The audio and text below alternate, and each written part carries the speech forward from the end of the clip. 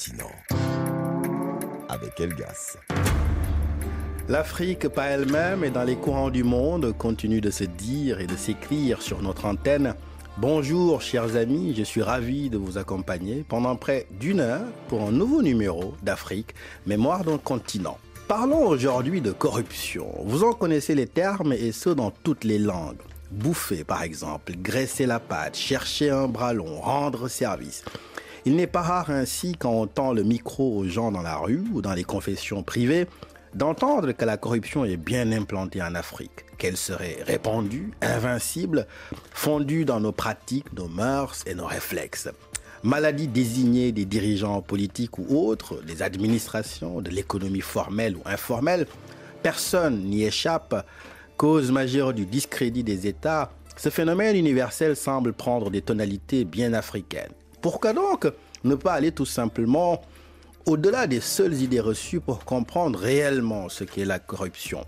Comment elle s'articule en Afrique, à qui elle profite, comment elle est valorisée par la morphologie de certains réseaux et circuits familiaux ou culturels, quelle différence avec le reste du monde, y a-t-il une pression par exemple ou une impunité? Pour y répondre, pas moins de deux disciplines pour nous aider à y voir clair, l'histoire pour mesurer les évolutions du phénomène et l'anthropologie pour comprendre.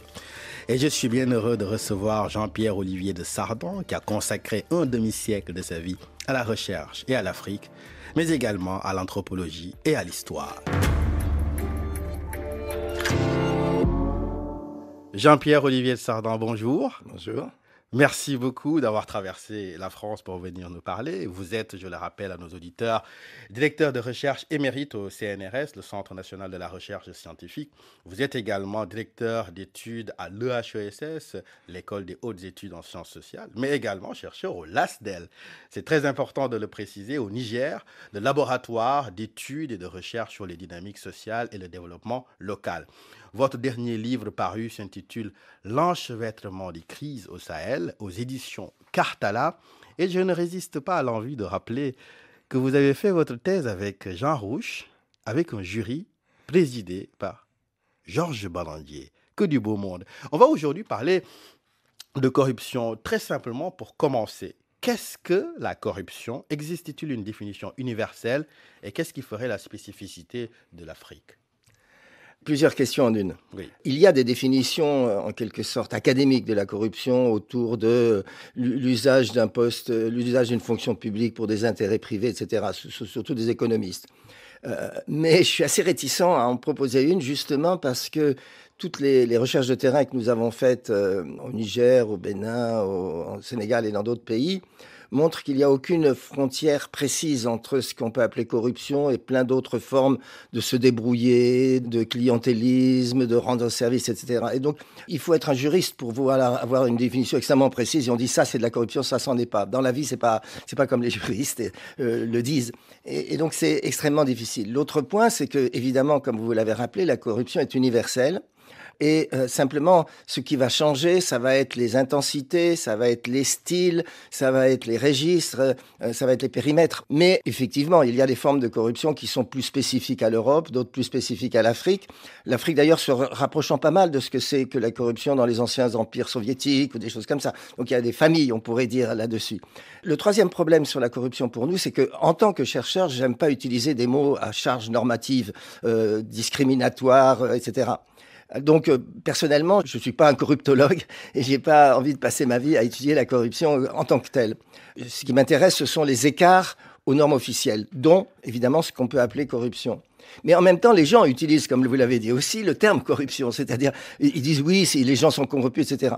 Évidemment, on voit tout de suite que c'est la corruption des autres qu'on dénonce et par contre, on légitime les pratiques que soi-même sont à la frontière, on va dire. On ne peut pas tout à fait échapper au terme corruption, d'autant plus que dans la critique qui affleure très très souvent pour dénoncer les pratiques au pouvoir des élites, le mot corruption est très très présent. Mais On va dérouler le fil de l'histoire et puis entrer un peu plus aussi dans l'anthropologie de cette pratique. Vous avez écrit un article, je dois le dire, remarquable, il y a près de 30 ans, que vous avez intitulé « L'économie morale de la corruption ». Et dans cet article, vous évoquez les multiples facteurs qui peuvent favoriser la corruption. On y reviendra en détail tout au long de notre conversation, mais faisons un point historique. Nous sommes dans une émission d'histoire.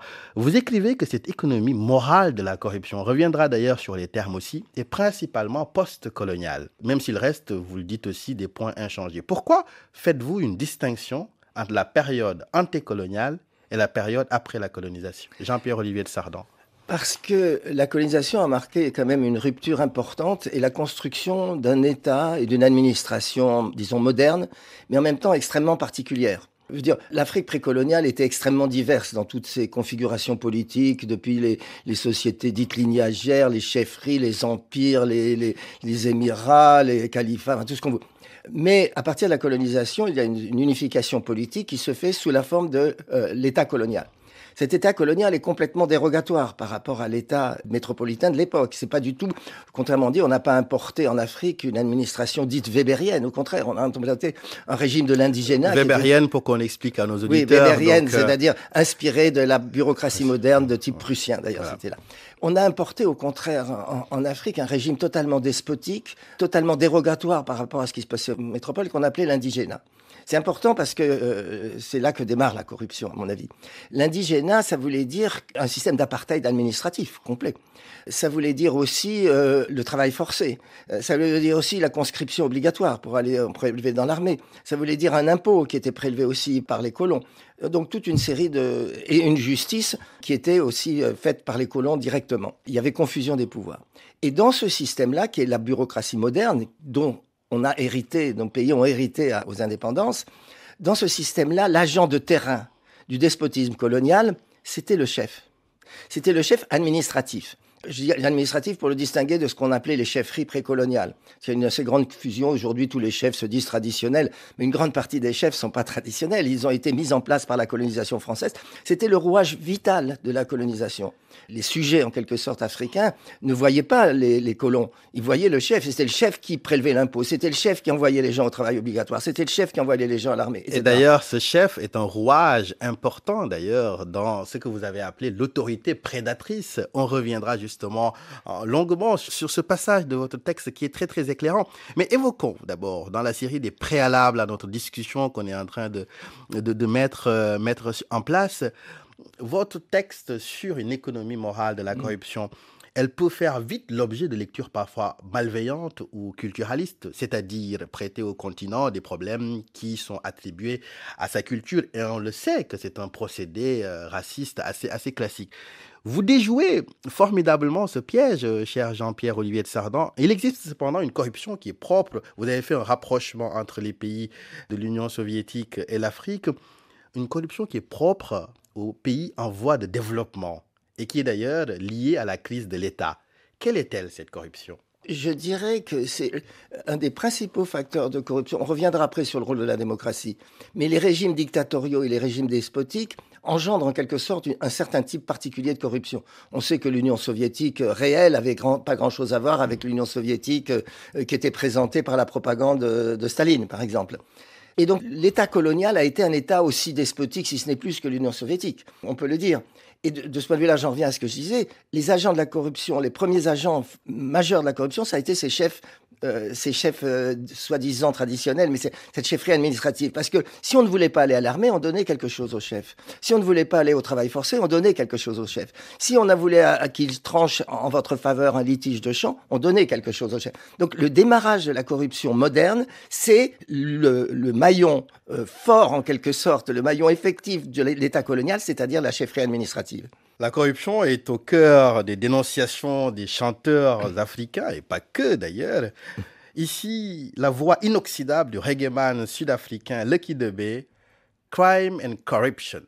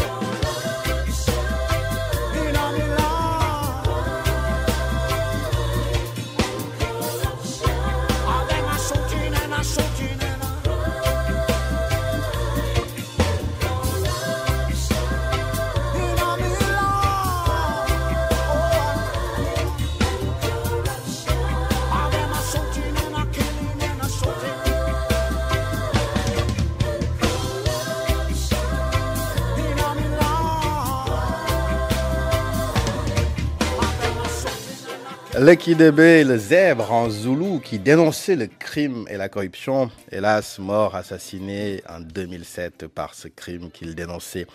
Jean-Pierre Olivier de Sardan, vous avez vécu longtemps au Niger, où vous avez mené l'essentiel de vos recherches. Et votre texte est d'ailleurs riche dans le lexique d'une langue locale, le Songhai Zarma, une langue qui est très très répandue, qui porte aussi une société. Pourriez-vous nous faire une brève histoire de la corruption politique dans ce pays ? J'ai commencé par la colonisation, c'est-à-dire le point de départ de la corruption moderne. D'ailleurs, non seulement les chefs administratifs, mais aussi les commandants de cercle. Juste un petit mot encore pour rappeler ça, c'est que chaque fois qu'il y avait des inspecteurs qui venaient de la métropole, ils étaient sidérés par le niveau de corruption et de privilèges des commandants de cercle. Donc c'est eux-mêmes qui... J'avais vu les archives.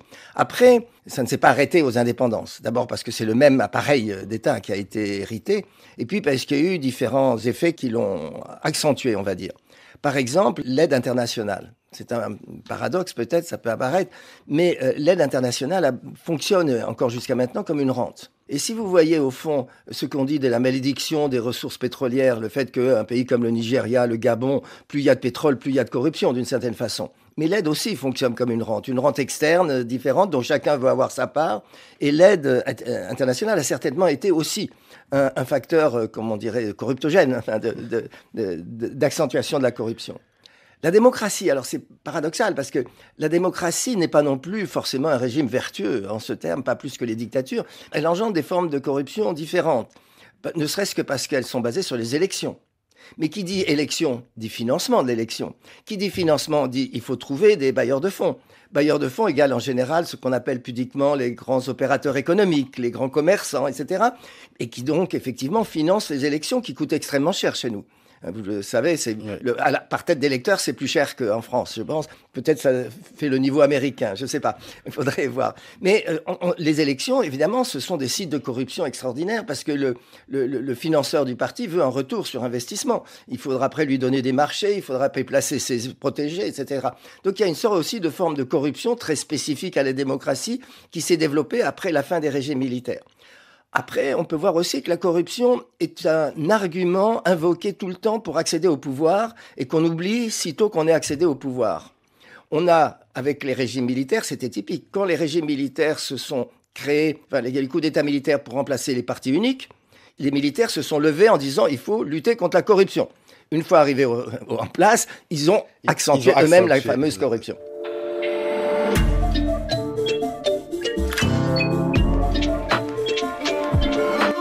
Je reçois aujourd'hui dans Afrique, Mémoire d'un continent, l'anthropologue français qui a passé une bonne partie de sa vie au Niger, Jean-Pierre Olivier de Sardan. Je parle avec lui de corruption en Afrique. L'objet du texte de Jean-Pierre Olivier de Sardan, titré L'économie morale de la corruption, est résumable ainsi. Expliquer la persistance, voire la banalisation de la corruption. Et pour ce faire, la corruption a besoin de circuits familiaux communautaires. Elle a besoin de la force, de l'autorité incarnée par les politiques ou les chefs coutumiers, comme on vient de le voir. Mais surtout, elle bénéficie de représentations qui ne la condamnent pas fermement, d'où le sentiment que cela se passe comme ça, un phénomène sinon béni, presque admis comme un élément de dénouement des relations humaines. J'ai une question à ce propos, cher Jean-Pierre Olivier de Sardan. Vous avancez dans vos textes 7 hypothèses. On va en garder quelques-uns. On va se concentrer sur la première. Vous parlez de complexe de corruption, c'est-à-dire de tout un écosystème, népotisme, détournement, abus de pouvoir, l'idée donc de bouffer. Vous avez même un terme en Songhai Zarma, Amiyo Gahai. Sa bouche est grande ouverte. Qu'est-ce que le complexe de corruption ? J'ai essayé par là de montrer que ce qu'on appelle ordinairement corruption, en fait, s'étend à toute une série de phénomènes qui ne sont pas qualifiables d'un point de vue juridique de corruption. Le fait de rendre service, le fait de placer un protégé, le fait de ne pas punir un ancien, même s'il a fait une malversation. Donc il y a tout un ensemble de phénomènes, et donc je voulais dire, c'était pas du tout dans une perspective dénonciatrice, hein. C'était au contraire pour complexe, je le prenais l'entendre, de complexification, que la corruption a quelque chose d'extrêmement complexe et qui touche bien au-delà de simplement prendre de l'argent, détourner du fric quelque part, etc. Ça va bien au-delà. Donc ça part dans tous les sens. Si vous voulez, je me rappelle, j'avais une fois été invité à faire un exposé sur la corruption auprès de l'école de magistrats du Niger. Et en fait, j'ai fait l'exposé, on dit d'accord, non pas sur la corruption chez les autres, mais la corruption chez les magistrats. Une grande partie était d'anciens policiers qui étaient là comme ça. Et j'ai commencé en leur disant, vous savez, nous avons tous été engagés dans des transactions corruptives, moi aussi. Puisque, évidemment, il m'est arrivé de donner 1000 francs à un policier pour ne pas passer 3 heures au poste parce que j'avais pas fait ça. Et donc, je veux dire, voilà, c'est une façon de dire, on a tous un peu quelque chose à voir là-dedans. On est tous, par ailleurs, on n'est pas des criminels, on est des gens normaux, etc. Mais parlons d'une autre thèse qui est au cœur du texte, c'est-à-dire le marchandage, pratique courante, presque indispensable dans beaucoup de sociétés africaines, la négociation, donc l'intermédiaire. Est-ce que ce sont des facteurs ou des agents de facilitation de la corruption? Est-ce que vous auriez des exemples en tête? Alors, ce que je veux dire, c'est qu'il y a une très grande monétarisation de la vie sociale. Alors peut-être c'est ça aussi qui fait que, bon, donner un billet, c'est pas peu grave. Je veux dire, même les rapports amoureux, il y a quelque part des aspects monétaires dans les rapports familiaux. On sort tout le temps un billet de sa poche pour ceci, pour cela. Donc il est sûr que ça peut, d'une certaine façon, faciliter ce type de choses. Il y a beaucoup de termes, justement, dans le vocabulaire habituel de la corruption qui disent oui, bon, c'est quelque chose rend service ou c'est simplement pour me débrouiller. Bon, on est sans cesse soumis comme ça à des... en quelque sorte, des choses qui sont toujours borderline, Oui. toujours à la limite. Je veux dire, moi, ça m'est arrivé, par exemple, je reçois des cadeaux des étudiants, ce qui n'est pas normal dans une université française. Oui. Mais je ne sais jamais jusqu'à quelle limite c'est décent ou pas décent de les accepter. Bon, mais on est tous soumis à ce type de petites questions. On voit bien que derrière, parfois, il y a une envie de faire pencher une décision. Mais parfois, c'est pas non plus. Je vais vous donner un exemple quand même, qui sont les juges. Il n'y a aucun juge, je pense, qui refuse un cadeau. Pourtant, c'est interdit par la loi. Oui. À Bangui, je me rappelle avoir discuté avec un procureur qui me disait on apprend aux magistrats que c'est bien de recevoir des cadeaux des justiciables, pour dire à quel point c'est banalisé. Et pourtant, en même temps, ça ne veut pas dire que tous les juges sont achetés. On peut prendre un cadeau et donner quand même raison à celui qui a raison. Ça reste un équilibre très, très fragile et on ne peut pas échapper d'ailleurs aux questions qui fâchent. Et d'ailleurs, on y reviendra parce qu'après les thèses, il y a des logiques qui sont au cœur de la mécanique de la corruption. Elles viennent renforcer tout un écosystème, le manque d'État, de redistribution qui conduisent par exemple les populations à des logiques d'entraide. Chercher ainsi un bras long, comme on l'a dit tout à l'heure, une relation utile, un intermédiaire, est un moyen comme un autre de s'en sortir.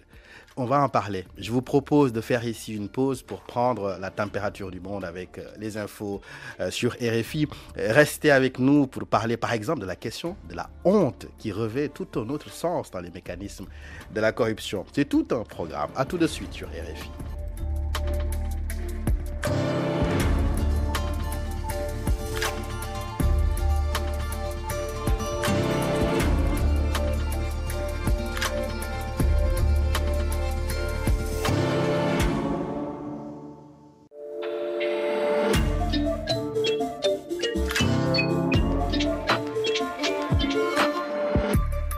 Afrique, mémoire d'un continent.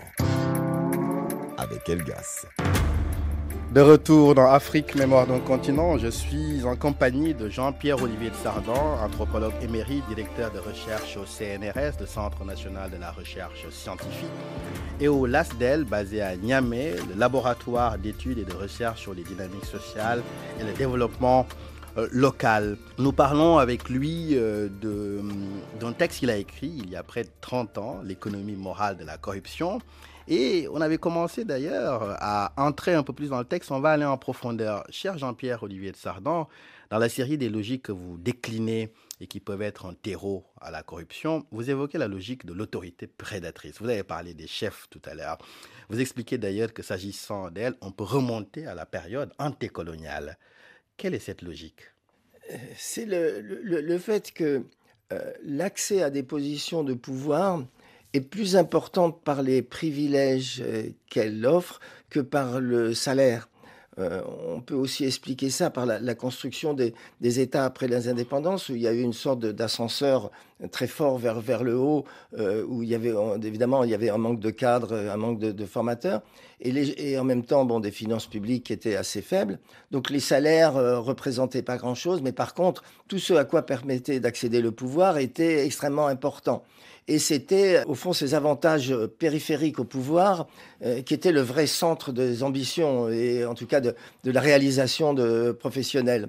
Mais du coup, ça correspond aussi à accepter les attentes environnantes. Je me rappelle un ami qui me racontait, sénégalais, qui me racontait qu'il avait assisté quand il était petit à un cousin qui venait d'être nommé ministre. Et la famille, à l'époque, l'avait réuni en disant « Il ne faut pas que tu nous fasses honte, il faut que tu te comportes bien ». Et il me disait « Aujourd'hui, plus personne ne dirait ça, parce qu'au contraire, c'est l'inverse qu'on attend. On attend que maintenant que tu es au pouvoir, on doit nous aussi en bénéficier. » Vous voyez, bon. On y reviendra. Il y a quelque chose qui est indissociable aussi de cette autorité prédatrice, c'est la question du patrimonialisme. Donc, le patrimoine important dont on dispose quand on est dans ces postes de responsabilité ou quand on a justement ce pouvoir très très fort. Est-ce que c'est la pression d'une certaine manière de la communauté qui conduit d'une certaine manière à abuser du pouvoir, ou y a-t-il des dispositions dans le pouvoir lui-même qui peuvent faire prendre ces largesses? Jean-Pierre-Olivier de Sardan. Comme d'habitude, il y a plusieurs raisons. Il n'y a jamais une seule raison à quoi que ce soit dans le monde social. C'est certainement un peu des deux. Il y a bien sûr des pressions.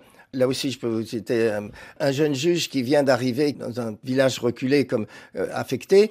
Et il me raconte que 3 jours après, il reçoit un opérateur économique qui lui amène un congélateur, ce qui était un objet extrêmement... Et il lui dit, c'est un cadeau de bienvenue. Il me dit, je sais bien que derrière ça, il veut enchaîner avec moi des choses... Mais il me dit, mais moi, si je refuse, ma femme va divorcer. Elle va repartir, je serai fou. Donc, il y a des sortes de pressions comme ça. Mais il y a aussi le fait que le pouvoir est perçu quand même largement comme un lieu d'enrichissement. Vous vous rappelez ce fameux roman de H.B. qui s'appelle Man of the People, le démagogue. Que vous citez dans votre article. Oui, qui remonte remarquablement tout ce mécanisme où plus on s'approche du pouvoir, plus on est pris dedans et plus on devient comme les autres, alors quand même bien même qu'au début on voulait être un réformateur. Mais qu'est-ce qu'on risque justement dans cette logique d'accumulation et de redistribution, on parle dans des termes d'ailleurs très très vertueux, qu'est-ce qu'on risque si on dit non à ceux qui demandent ou à ceux qui attendent? Il n'y a jamais de position absolue, etc. Mais je pense que ceux qui ont essayé de se... Il y en a, on en connaît tous, des hauts fonctionnaires, des ministres qui ont essayé, disons, d'aller un peu à contre-courant de ce système. L'expérience montre qu'ils n'ont pas duré très longtemps à leur poste. Mais pourquoi? Donc, parce que, grosso modo, ils sont trop dissemblables, ils menacent un peu. C'est un monde où l'expression « tout le monde se tient par la barbichette ». Si quelqu'un ne joue pas le jeu, il menace un peu le système. Et puis, il y a la peur aussi. Moi, je connais des gens, ministres, qui disent « moi, j'aurais bien voulu, mais j'avais trop peur. Je sais que si je fais ça, il peut m'arriver des ennuis. » Mais peur de qui? Peur de la répression. Peur de la prison. Vous savez, à l'intérieur des régimes que l'on a vus, que ce soit les régimes d'ailleurs démocratiques ou dits démocratiques ou militaires, le passage par la case-prison chez les responsables politiques est quand même extrêmement fréquent.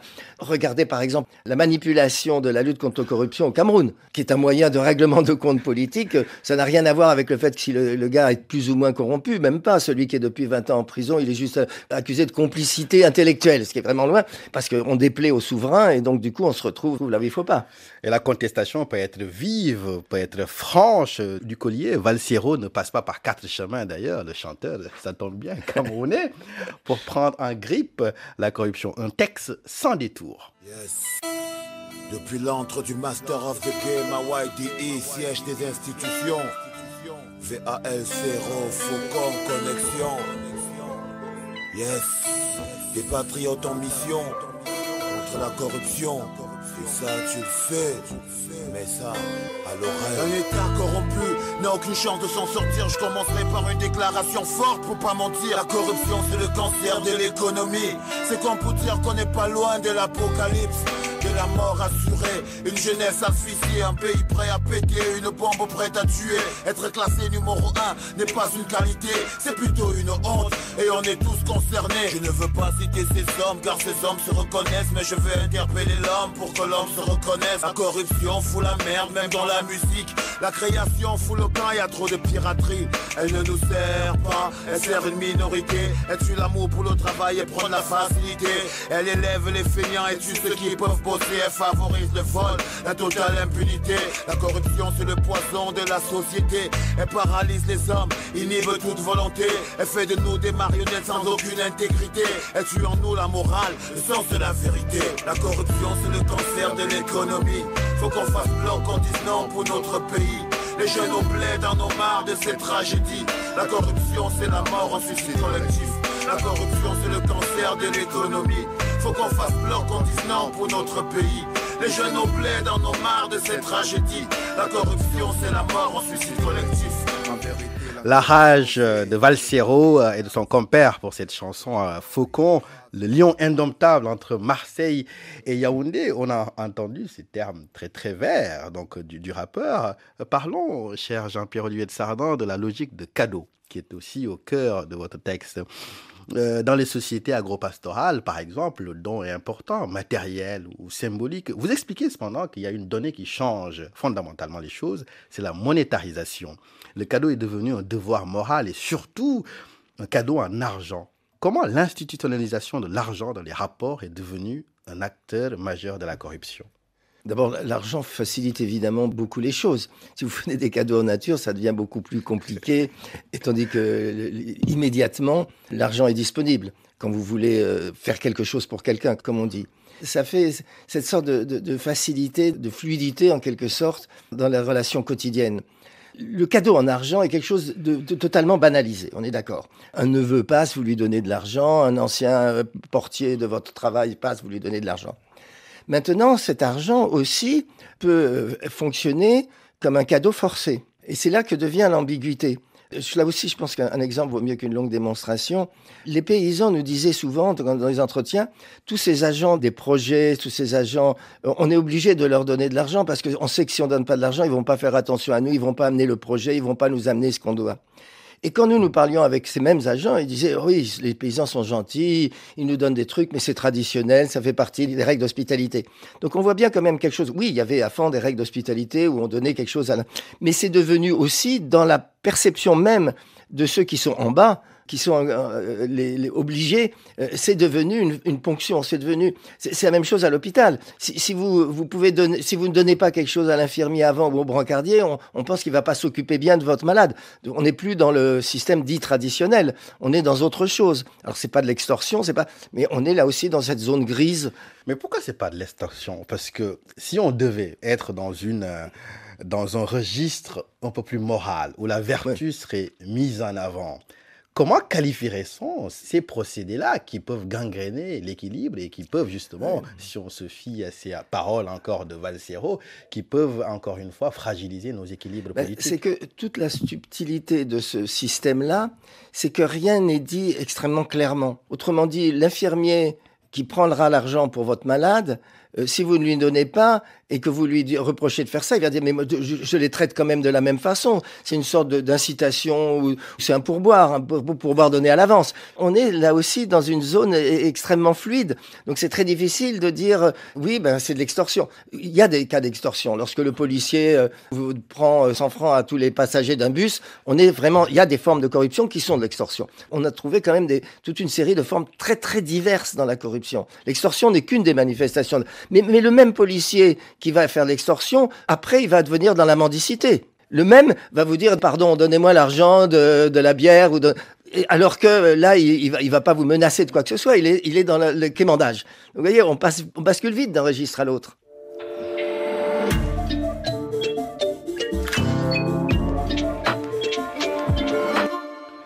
Avec la corruption, les repères moraux, on le voit, changent, évoluent. Ce qui est moralement condamné comme le vol, la prévarication, le détournement, devient important et souvent ancré parfois dans des habitudes comme ça, sans qu'il n'y ait de contrat forcément.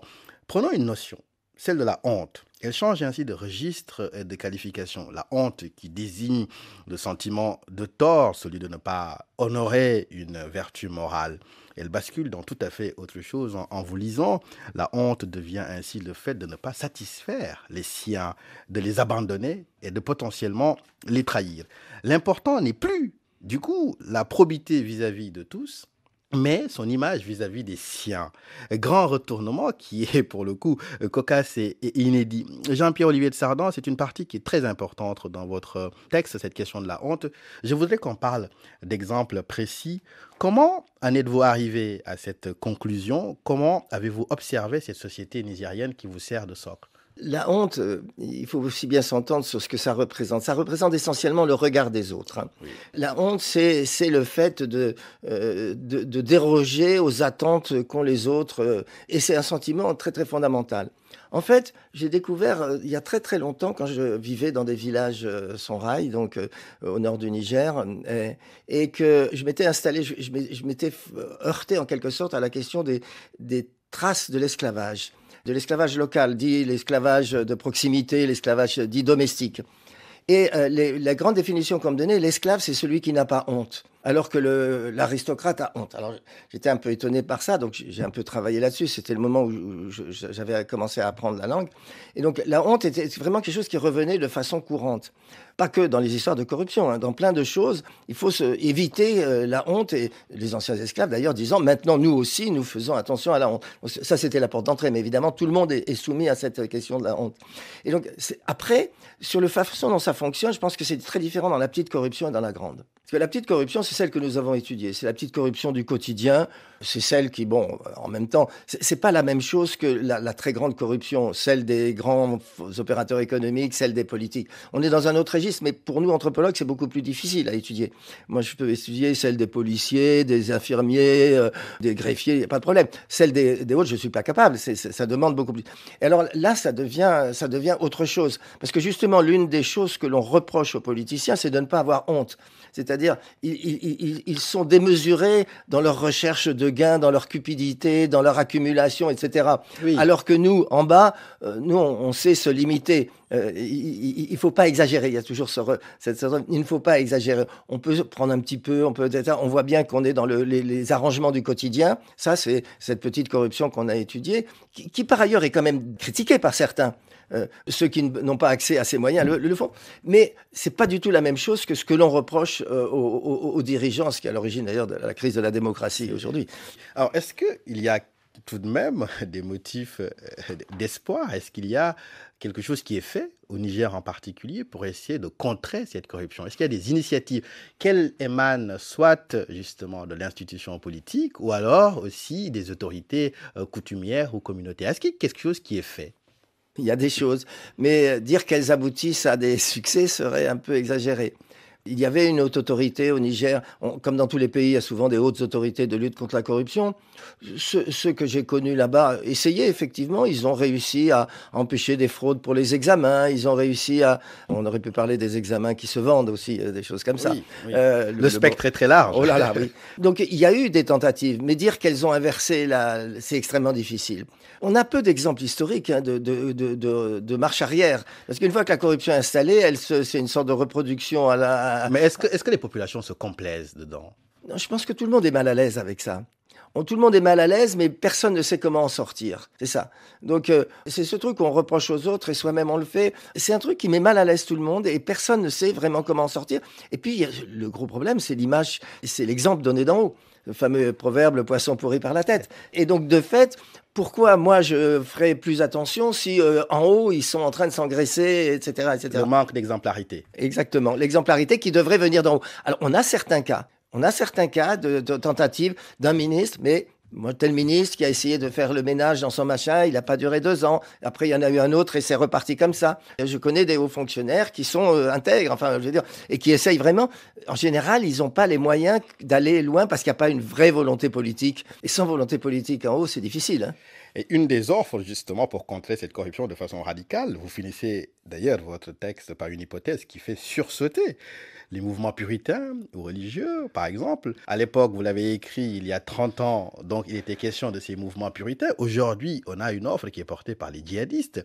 Et d'ailleurs, une des données qui est inquantifiable, c'est de savoir quel est le degré d'adhésion des populations à l'offre politique des djihadistes. Est-ce que vous feriez la même conclusion aujourd'hui? Il y a même parfois des accents un peu prophétiques dans votre texte. J'espère que pas trop, parce que je ne suis pas du tout un prophète. Oui, alors ça, c'est un vrai... On va le dire autrement. Aujourd'hui, la poussée salafiste, on va dire pas djihadiste, hein, je parle de la théologie pacifique, on va dire salafiste, que ce soit Isala au Niger, Ibadou au Sénégal, etc., c'est en pleine progression. Et elle s'alimente de la critique du régime corrompu. Ça s'alimentait de la critique du régime corrompu des démocraties. Et d'ailleurs, c'est un paradoxe, puisque c'est les démocraties qui ont permis aux prêcheurs de rue de se multiplier partout. Mais ça... Alors oui, effectivement, il propose un discours alternatif radical avec l'État islamique pour les uns. Alors si on part avec les djihadistes, avec le califat pour les autres, on aura un monde parfait qui sera débarrassé de la corruption, etc. C'est leur discours. Donc ce discours attire. Alors évidemment, pour le moment, on n'a pas d'exemple. Enfin, la façon dont les djihadistes se comportent dans les zones qu'ils contrôlent permet pas de dire qu'ils sont vraiment en train de lutter contre la corruption. Ils pillent le bétail des uns, sans parler des massacres. Pour le reste, évidemment, comme ils n'ont pas été dans des positions d'accéder au pouvoir, on peut pas voir. L'exemple historique montre pourtant que chaque fois que d'autres arrivent au pouvoir et qui dénoncent la corruption, ils la pratiquent après. On se retrouve avec le problème de l'alliance éventuelle entre les salafistes et les régimes militaires actuels, qui se dessinent dans certains pays, pas dans tous. Est-ce que ce texte que vous avez écrit il y a 30 ans, si vous devez l'écrire aujourd'hui, vous reprendriez les mêmes termes? Quel est le changement fondamental à l'échelle de l'histoire qui s'est produit? Le changement fondamental, c'est l'échec de la démocratie. Pas la démocratie comme système, mais l'échec de la façon dont la démocratie a été utilisée par les élites. Pour être plus rigoureux, la démocratie, c'est jamais qu'un système. Voilà. Donc, je pense que l'élément fondamental, c'est ça. C'est l'échec aussi de l'industrie occidentale du développement, qui n'a absolument pas abouti. Donc, ça fait déjà 2 gros échecs, qui d'ailleurs font que les régimes militaires actuels sont populaires parce qu'ils surfent sur ces formes de rejet. Merci infiniment, cher Jean-Pierre-Olivier de Sardan, d'avoir passé près d'1 heure avec nous pour parler de la corruption. Je rappelle que vous êtes anthropologue et votre dernier ouvrage qui évoque justement cette question du développement justement et des échecs, c'est La revanche des contextes aux éditions Cartala. Merci beaucoup.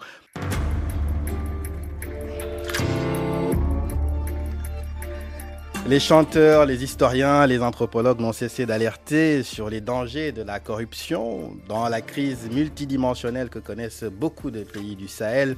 Un élément revient souvent comme un dénominateur commun. Il s'agit de la corruption qui creuse les inégalités et dépouille les États de leurs ressources pour la justice sociale. L'histoire que nous venons de dérouler avec Jean-Pierre-Olivier de Sardan le montre, l'importance de questionner nos mythes, nos traditions, nos habitudes, pour des futurs désirables, afin de contrer cette persistante éclipse qui continue à jeter son ombre sur une histoire africaine qu'il est temps de revisiter pour mieux se l'approprier. Afrique, mémoire d'un continent, c'est fini pour aujourd'hui. Merci à toute l'équipe qui m'a aidé pour la préparation de cette émission. Delphine Michaud à la coordination, Tagim Fatraoré à la réalisation. Vous retrouverez bien sûr l'émission en podcast sur RFI.fr, sur l'application RFI Pure Radio. La semaine prochaine, vous retrouverez Penaï Traoré.